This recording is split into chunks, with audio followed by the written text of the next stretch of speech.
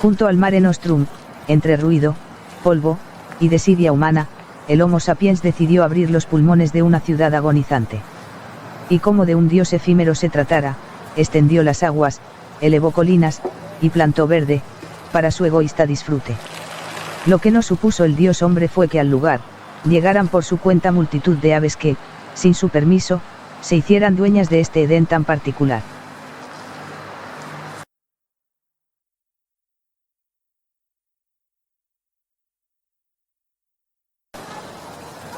Llegaba el siglo XXI, y la ciudad condal se enfrentaba a la reurbanización de un gran sector litoral, el de Levante, entre Poblenou y la desembocadura del Besós.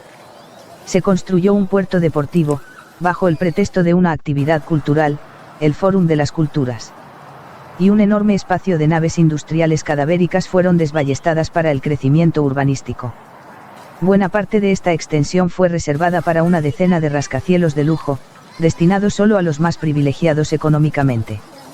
En el espacio restante anexo a los rascacielos, el reputado arquitecto Enric Miralles diseñó un parque único, lleno de láminas de agua, colinas y grandes árboles mediterráneos. Un parque muy peculiar, donde hasta las farolas mostraban un diseño particular. Pasados los años, el parque se ha degradado notablemente, en especial en el mantenimiento de las láminas de agua y la relacionada vegetación palustre, de la que ha desaparecido un 88%. El ayuntamiento no realiza una gestión integral y el proyecto original se desvanece. ¿Qué pensaríamos si el Parlamento de Edimburgo o la Biblioteca Nacional de Tokio se vinieran abajo? Son obras también de Miralles, un arquitecto de renombre mundial, pero olvidado en su propia tierra. Lo que nunca pensó nadie, es que este parque, tan pegado a la mar, se iba a convertir en un polo de atracción para multitud de aves, muchas de ellas que lo han colonizado de forma permanente. Y otras que recalan en sus vuelos migratorios para descansar o alimentarse. El corazón del parque es el Gran Lago de Diagonal Mar. La mayor extensión de agua de la ciudad de Barcelona, es un polo de atracción para aves acuáticas, más concretamente para las anátidas.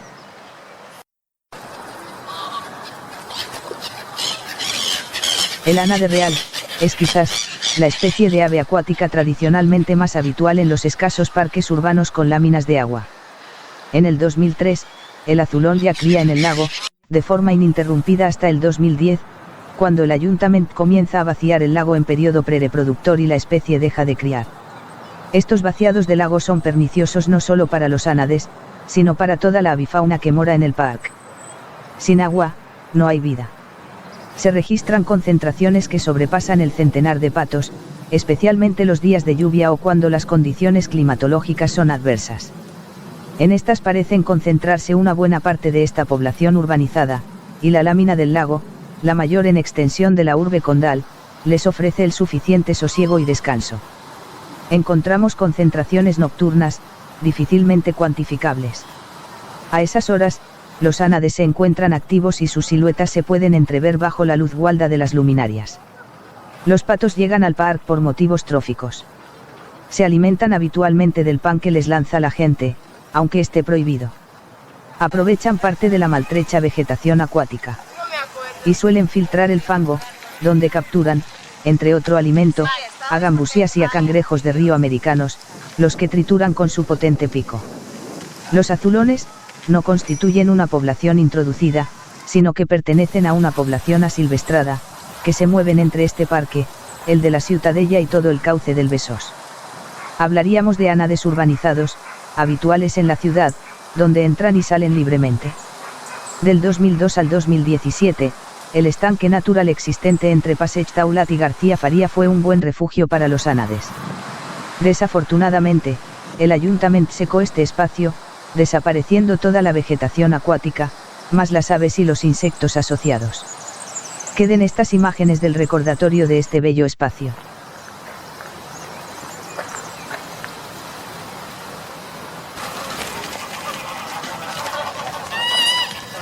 A finales del 2003, se introducen diferentes especies de aves acuáticas en el lago de Diagonal Mar.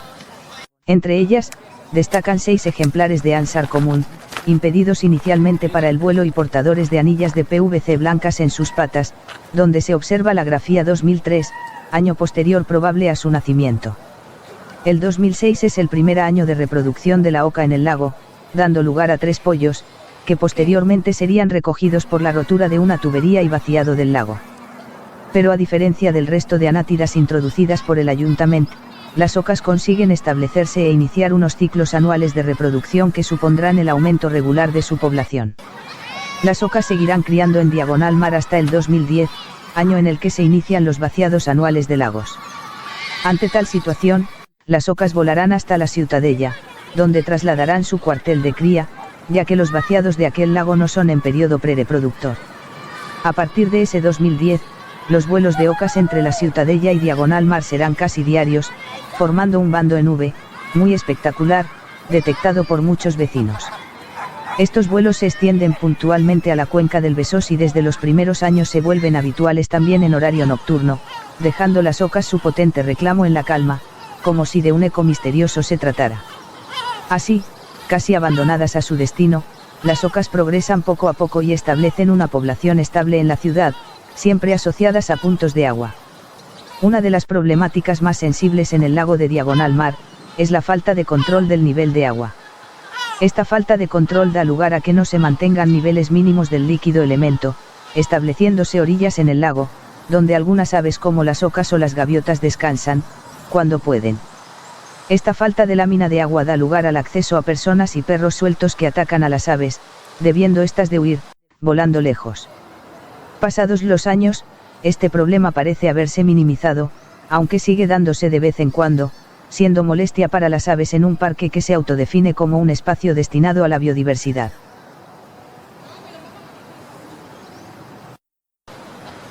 En la actualidad es fácil localizar bandos numerosos en el lago. Las aves, en ocasiones presionadas en el parque de la Ciutadella por tanto turista y tanta barca, deciden volar a diario a diagonal mar, donde tienen mucho más espacio y pueden alimentarse con tranquilidad. Estas cantidades pueden llegar a 30 o 40 ejemplares que suelen mantenerse en un gran bando o en grupos familiares. Estos grupos no hacen ascos a acercarse a la gente y solicitarles comida, ya que es habitual que a diario sean alimentadas casi a mano. Por eso, es habitual verlas posadas fuera del agua, relajadas, siempre que no aparezca algún perro suelto que las ataque.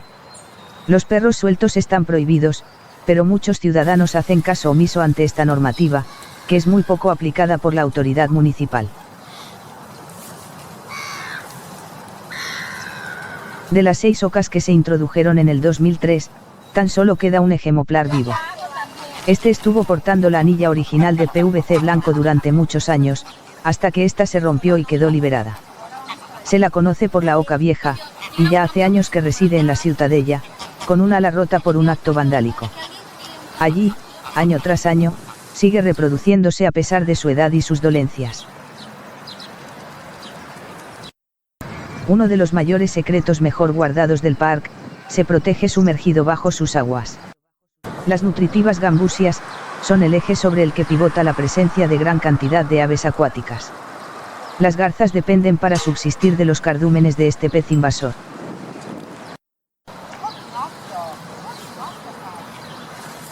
Los casi 2 metros de envergadura, que posee la garza real, la convierten en el ave de mayor tamaño que vive en la ciudad de Barcelona.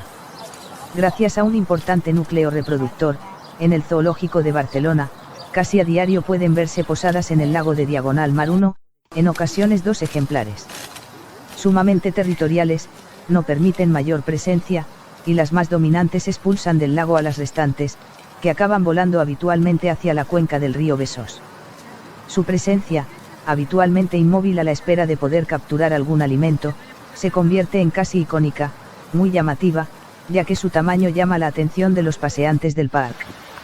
Los ejemplares que pueden verse, habitualmente son los mismos, algunos anillados en el Zoológico de Barcelona, donde existe una colonia de ardeidos de las más importantes de Cataluña.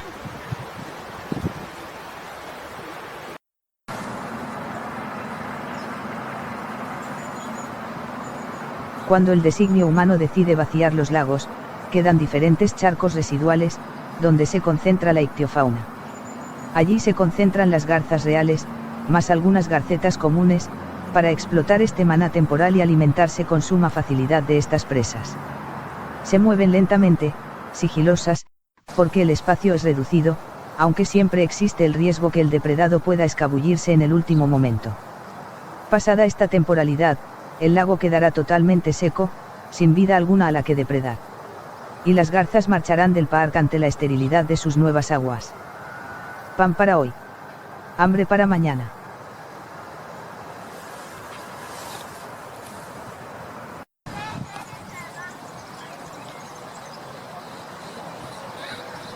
Las garzas son aves beneficiosas para el parque, ya que vienen a alimentarse de las nocivas ratas.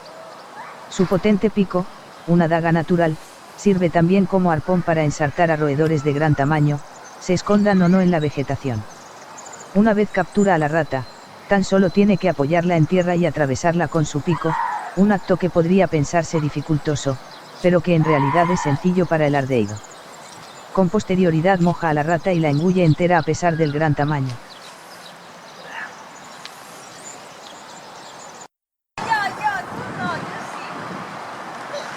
Otra de las garzas que visitan el parque es la garcilla bueyera.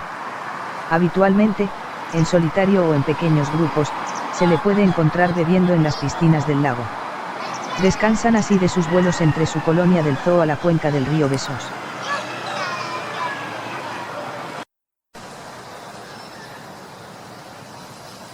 Algunos ejemplares más desvergonzados, se han adaptado a capturar alimento en el parque, como se observa en la imagen, donde depreda una salamanquesa. También son presa las abundantes lagartijas, las diferentes especies de libélulas, más cualquier otro insecto que se ponga al alcance de su pico. Sus capturas se realizan habitualmente en tierra firme, fuera del agua. Es la garza más de secano de nuestra ciudad condal y está viendo muy disminuida los espacios donde alimentarse, ya que muchos solares, donde había vegetación y alimentación para ella, están siendo construidos.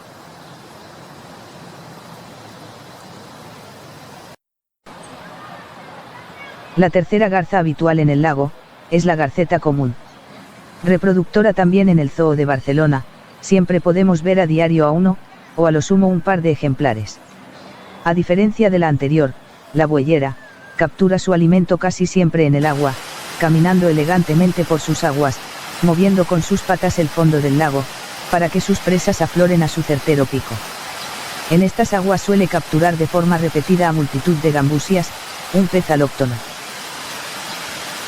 En los charcos que quedan temporalmente en los vaciados de los lagos, las garcetas, acompañadas de otras aves, como las gaviotas reidoras, se concentran para explotar a esas gambusias y demás invertebrados que encuentren en el lodo. La presencia de la lámina de agua atrae, sobre todo por las tardes, a varios cennerares de gaviotas, de varias especies. Para todas ellas es primordial encontrar un punto de agua potable, sin la salinidad marina. La única gaviota residente en la ciudad de Barcelona, la patia amarilla, es una especie habitual a diario en el lago, especialmente por las tardes.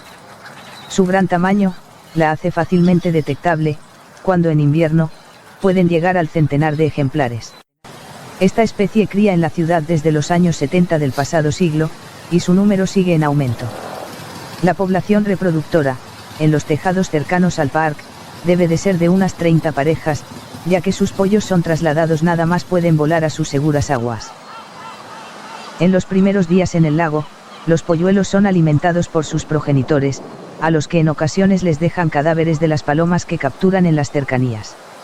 De esta forma, estas gaviotas, regulan la abundante población de palomas de la ciudad condal.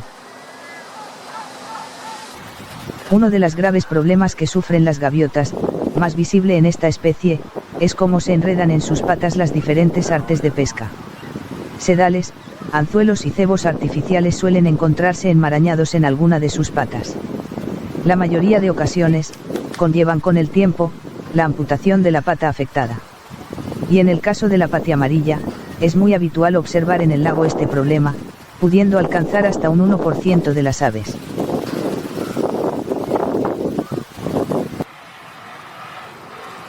Una de las estrellas ornitológicas, que se pueden observar en el lago de Diagonal Mar, es la gaviota de Audouin. Se trata de una elegante gaviota que aparece en el correspondiente Catálogo Nacional de Especies Amenazadas en la categoría de vulnerable. Cada año, y cada vez en mayor cantidad, aparece entre los meses de febrero y agosto, siendo ejemplares que se reproducen en las cercanas colonias de cría del Port de Barcelona y la Zona Franca. El lago de Diagonal Mar es uno de los mejores lugares del mundo donde observarla a escasos metros, y al que se puede llegar cómodamente en transporte público. Según han pasado los años, las gaviotas de Audouin frecuentan en mayor cantidad el lago, hasta un máximo de 23 ejemplares pasados juntos. Se han acostumbrado tanto a las aguas que, es habitual que se posen en los tubos que existen en el lago, donde no parecen temer la cercanía de personas. La gaviota más abundante en el lago, entre los meses de julio a marzo, es la gaviota reidora.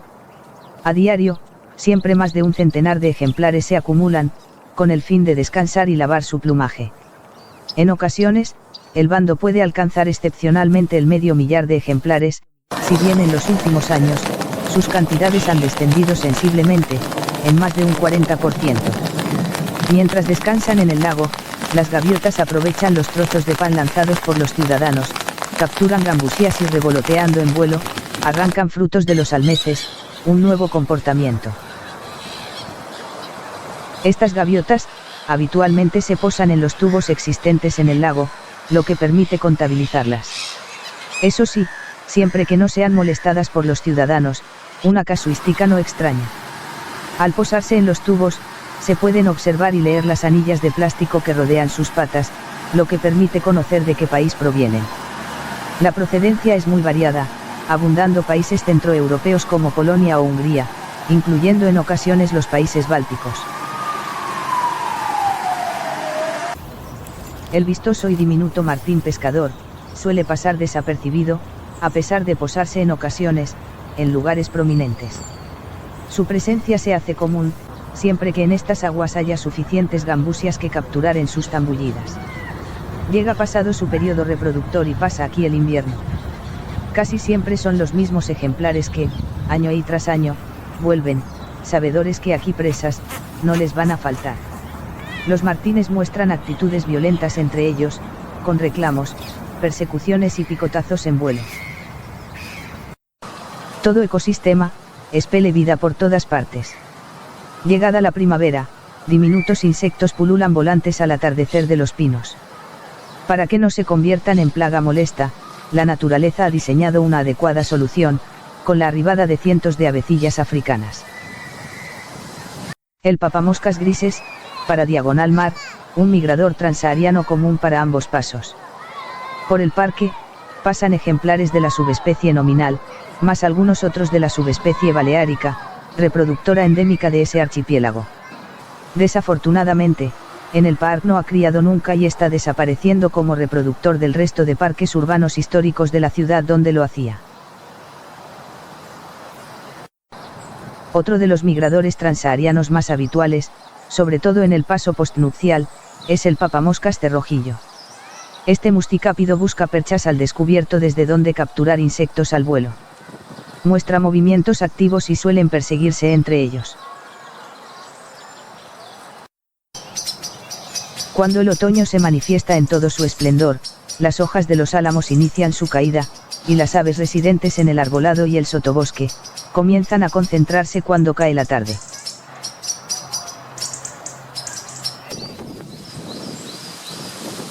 El carbonero garrapinos es un párido, casi recién llegado al parque de Diagonal Mar, más concretamente en el 2016.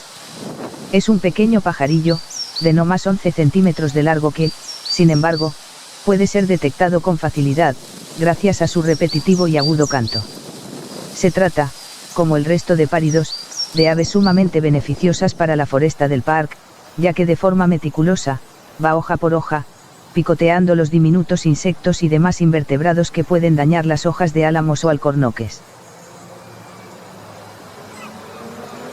Otro párido habitual en los árboles y arbustos, es el herrerillo común. Dotado de un elegante plumaje azul y amarillo, se comporta de forma muy similar al resto de páridos que frecuentan el espacio, eliminando gran cantidad de insectos. También se reproduce en el parque, a lo sumo un par de parejas, notándose en invierno cierta entrada de aves que forman bandos mixtos con otros páridos. Una de las aves que se han vuelto frecuentes en el arbolado del parque de Diagonal Mar, han sido los mitos.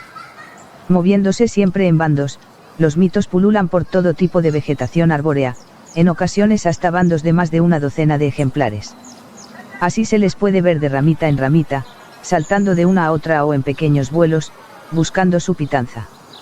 Para no perder la cohesión del grupo, mantienen un contacto sonoro, emitiendo constantemente reclamos. Llegaron al parque ya en el segundo decenio del siglo XXI, en un proceso expansivo que ha afectado al resto de la ciudad condal. Así ya se les puede localizar todo el año, aunque aún no ha criado dentro del mismo. Son aves insectívoras, es decir, sumamente beneficiosas, ya que van limpiando de insectos perjudiciales todo el arbolado, haciendo un trabajo gratuito para los ciudadanos, quejosos en ocasiones de la gran cantidad de plagas que afectan a nuestro arbolado.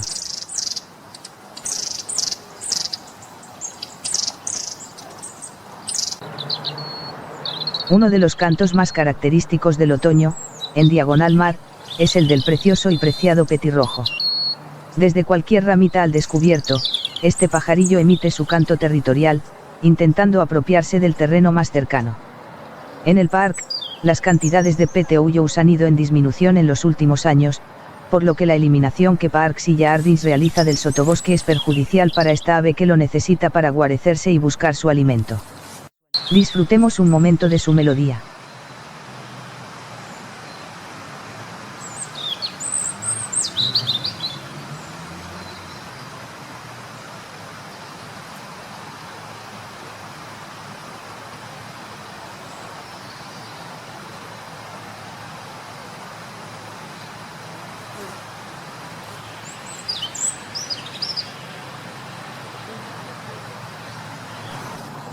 Hasta un total de 177 especies de aves han pasado en alguna ocasión por este parque litoral de Barcelona. Algunas de ellas son los mosquiteros comunes que llegan a invernar a su arbolado, otro insectívoro más beneficioso para la foresta urbana. Uno de los cantos más melodiosos, con los que podemos deleitarnos desde febrero, es el del mirlo común, potente, agudo y musical, es típico oírlo resonar en la noche calma.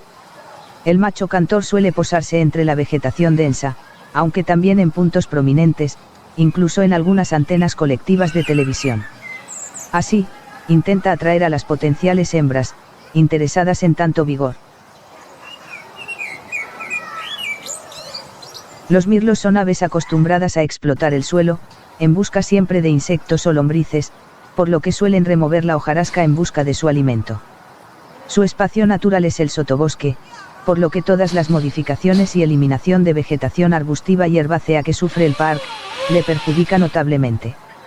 De hecho, el éxito reproductor es muy pobre, ante la multitud de personas que pisan casi toda la superficie, los perros sueltos y la eliminación de vegetación que realiza Parks y Jardins en primavera, cuando crían. Esta especie está sufriendo una fuerte regresión en muchos parques de Barcelona, por diferentes motivos, entre los que destacan un excesivo uso social y una política de mantenimiento del verde urbano, alejado de la espontaneidad arbustiva. Mientras puedan, los cada vez más poco numerosos mirlos intentarán sobrevivir, necesitando siempre un acceso seguro al agua.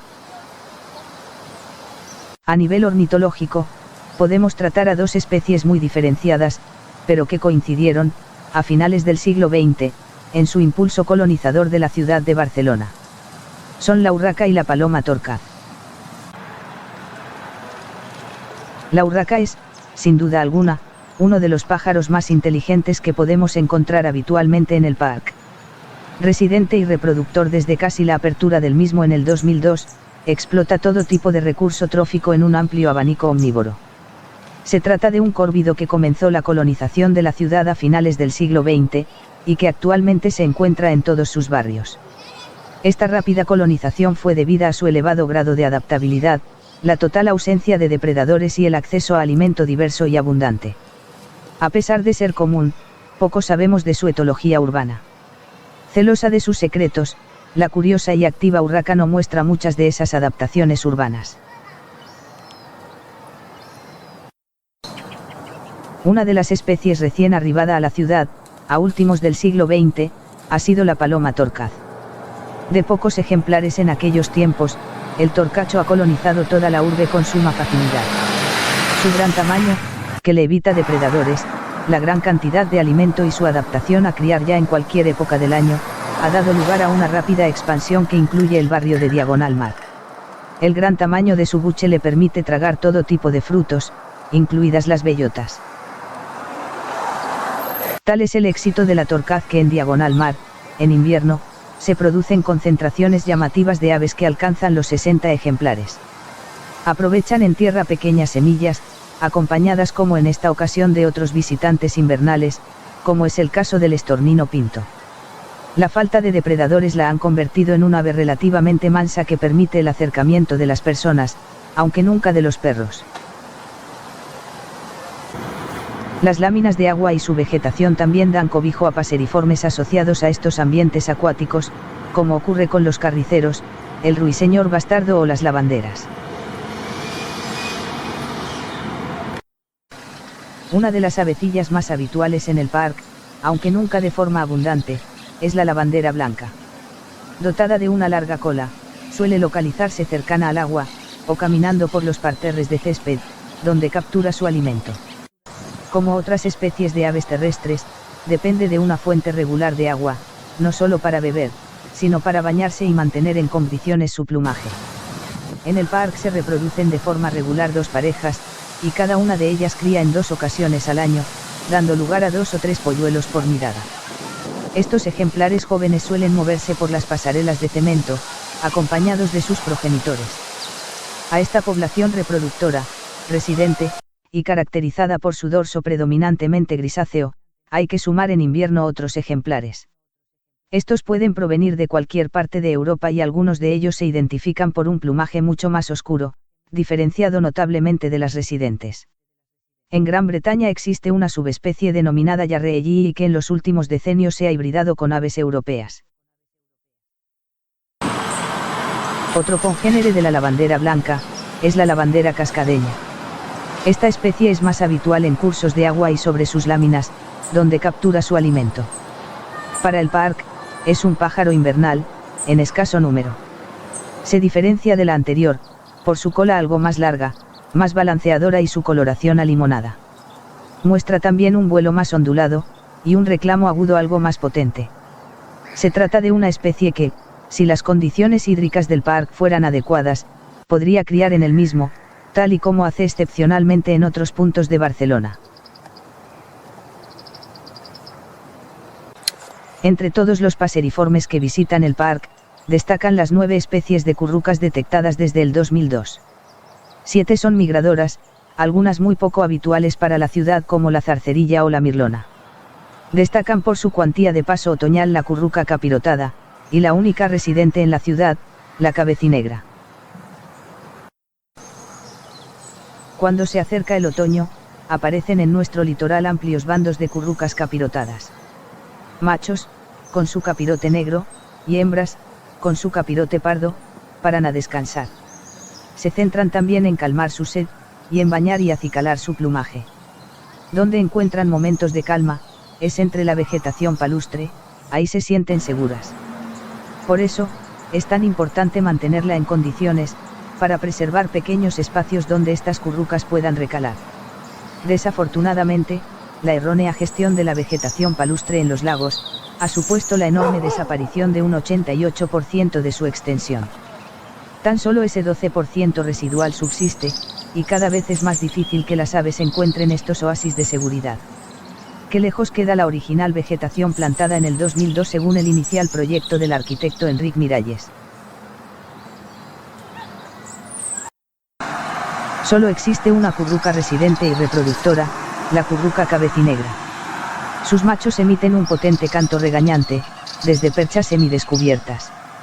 A pesar de la limitada extensión del parque, hay media docena de territorios, lo que provoca cierto estrés en estos machos que se expulsan entre ellos o a otras currucas migradoras.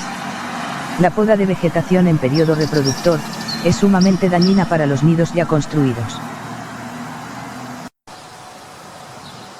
La inauguración en el 2002 del parque, conllevó la plantación de un buen número de linos de Nueva Zelanda, una planta resistente a la sequía de fácil mantenimiento. Dotada de duras hojas pegadas a tierra, cada año hace emerger unos tallos florales de 2 metros de altura. De ellos penden unas elegantes y vistosas flores rojas, que exponen sus anteras amarillas.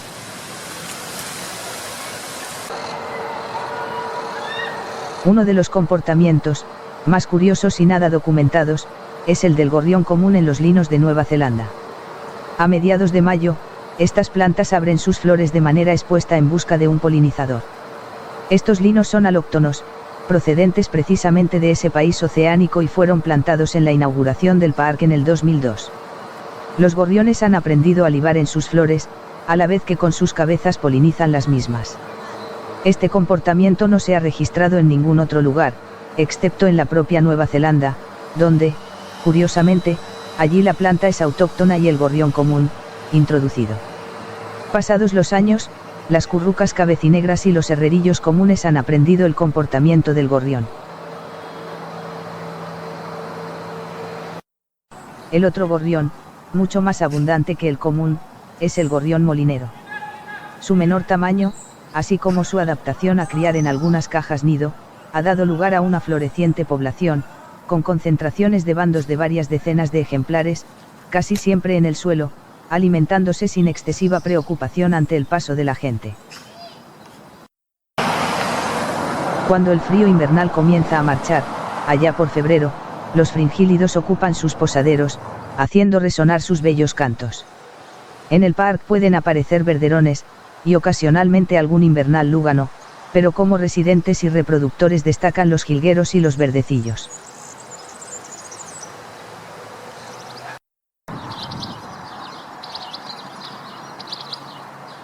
Llegados los últimos días de febrero, los jilgueros residentes en el parque comienzan a emitir sus bellos cantos desde perchas al descubierto. Se inicia la etapa de los amorios primaverales, y es menester el proclamar quién manda en el territorio. El jilguero es un ave residente en el parque, en escaso número, pero que se hace notar por esta conocida capacidad cantora. Ya a mediados de mayo, el resultado de tanto amorío aparece en el ramaje, los polluelos ya volanderos, solicitando pitanza a sus progenitores. Estos se afanan en alimentar a su prole que, pasadas pocas semanas, se independizan y comienzan a alimentarse y beber por su cuenta.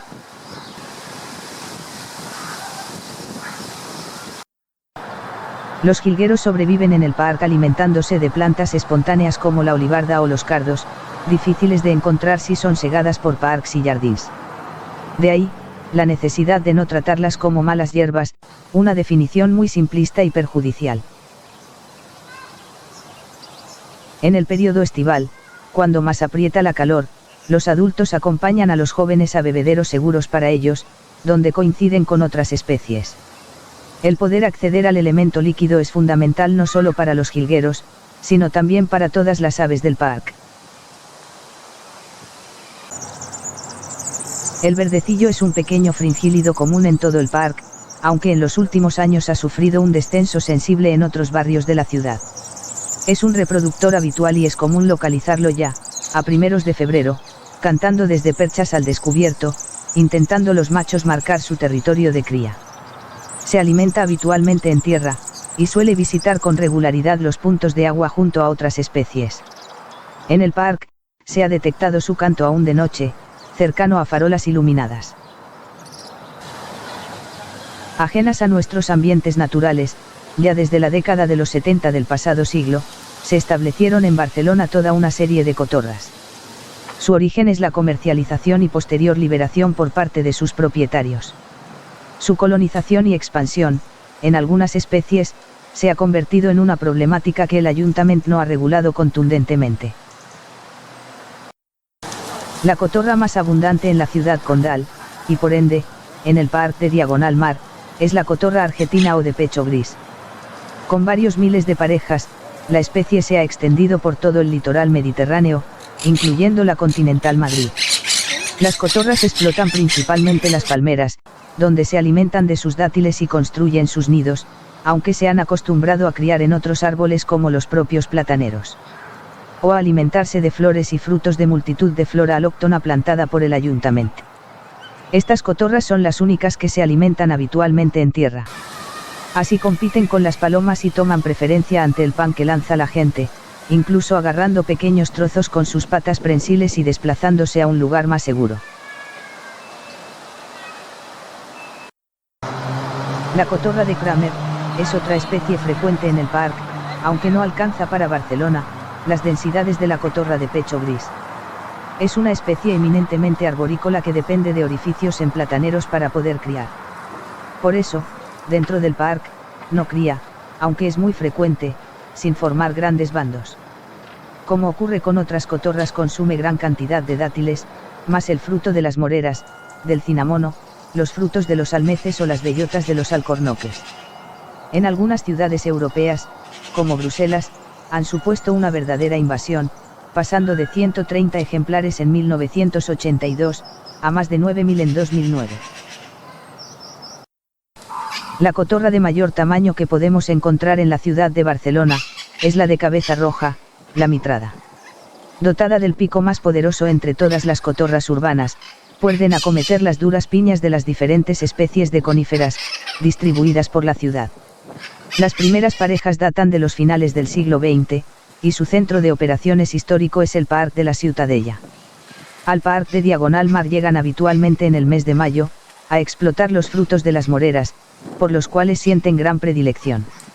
Sus bandos pueden alcanzar la veintena de ejemplares y a partir de esas fechas llegan a diario, hasta que acaban con este suculento recurso. No son unas cotorras que pasen desapercibidas, tanto por su tamaño, como por sus potentes reclamos. Su adaptación a criar en orificios de agujeros, la está ayudando a adaptarse de forma lenta y segura a toda la ciudad, desde donde se está expandiendo a otras ciudades metropolitanas, como Sabadell o Granollers.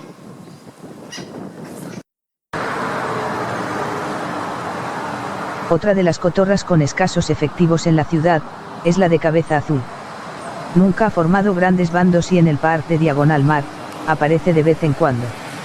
Sus movimientos urbanos se centran en los barrios más litorales de la ciudad. Se nutren de los abundantes dátiles, de las diferentes especies de palmeras. Se le ha visto comer corteza de los álamos blancos, y las habituales moras ya entrado el mes de mayo. Explota las bellotas de los quercus urbanos, y ya en verano, se centra en los frutos del almez, de los que rechaza la pulpa. Cuando explotan estos frutos, lo hacen a escasos 4 o 5 metros de altura, pasando muy desapercibidas entre el ramaje, a no ser por la caída de la pulpa de estos frutos. A nivel adaptativo, en el Parc de Diagonal Mar, se le ha visto alimentándose en tierra, a diferencia de otras cotorras recién llegadas.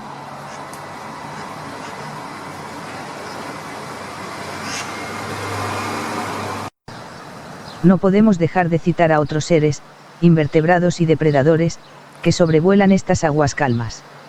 Hasta 12 especies de libélulas se han identificado, encargadas de regular aún más la presencia de pequeños insectos. La libélula más grande de Europa, Anax imperator, es una especie habitual en el lago. De un bello abdomen azulado, suele verse posada al descubierto, oteando que en su territorio no entre otro ejemplar de su especie. De similar tamaño al anterior, es la Anax partenope. De comportamiento similar, se les puede observar realizando la puesta. El macho sujeta con su abdomen a la hembra por la cabeza, mientras ésta deposita sus huevos en la vegetación de superficie. En el parque se han visto hasta 4 especies de libélulas de color rojo, pero la que muestra mayor intensidad en su coloración son los machos de Crocotemis erythraea. Es también una de las más habituales. Alejada habitualmente del lago, posándose sin dificultad entre la vegetación más ruderal, encontramos a la especie Ortetrum cancellatum. En la imagen, una hembra pasa mucho más desapercibida que el macho, con tonalidades azules más llamativas. A todas estas libélulas, hay que sumar otras de mucho menor tamaño, llamadas genéricamente caballitos del diablo. Pasan más desapercibidas, posándose cercanas a la lámina de agua. Ya hemos relatado, a lo largo de este documental, las enormes carencias que sufre este espacio, y que lo aleja del diseño original de su inauguración. Los vaciados regulares del lago, durante años, para la eliminación del lodo de su cubeta, supusieron la esterilización del espacio, la muerte biológica del mismo. Más aún, cuando se tarda un mes en volverlo a rellenar de agua tan cristalina como muerta. Este es el motivo de la huida de las anátidas reproductoras y de otras muchas aves. El abandono de los niveles de agua en la cubeta superior, supone que ese agua no caiga por la cascada, lo que impide su circulación y una mayor eutrofización de las aguas de todo el lago, dando en ocasiones lugar a la proliferación de algas. Esa falta de nivel supuso, hace ya años, la muerte de toda la vegetación palustre de esa cubeta, incluyendo una planta en peligro de extinción en Cataluña, Butomus umbellatus. Esta desidia de mantenimiento se extendió en el 2017 al estanque natural, que, seco hace ya unos años, ha supuesto más pérdida de vegetación palustre, sustituida por otra más ruderal. Y la desaparición del lugar de la fauna acuática, incluso la invertebrada, como los copépodos. Resulta irónico el visualizar en este lugar los rótulos de aves acuáticas como el ánade real, cuando hace años no hay agua, y por lo tanto ni un solo ánade. Las podas que se efectúan regularmente de sotobosque en primavera, dan lugar a la destrucción del espacio donde crían aves, como el mirlo o la curruca cabecinegra. Estamos tan alejados de esos parques ingleses, donde de marzo a octubre está prohibido cualquier poda. Se intenta por otra parte, potenciar la biodiversidad, dejando colinas al crecimiento espontáneo de la vegetación. Una actuación loable, pero ineficaz, cuando se siegan en diciembre. Así, en mayo, esta vegetación no ha crecido lo suficiente, y no hay proliferación de insectos, por lo que las aves migradoras no encuentran nutriente.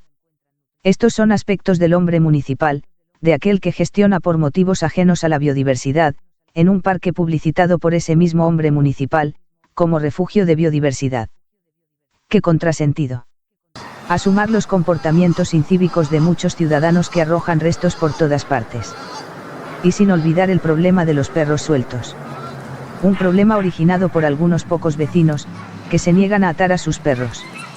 También hay que recoger que otros muchos dueños llevan correctamente atados a sus canes, no siendo problema alguno para las aves. Gestionar un espacio público como este, es difícil, casi imposible, cuando no hay un responsable que realice una gestión integral. Aquí, jardineros, raticidas, fuentes, mantenimiento, farolas y demás aspectos se gestionan, cada uno, de forma independiente, y cada uno según sus propios intereses, ninguno de ellos con el objetivo principal de esa manoseada biodiversidad. Cerramos así el periplo por este parque, con la luna como despedida, utilizada como faro por multitud de aves migradoras nocturnas, algunas de las cuales acabarán aquí guareciéndose.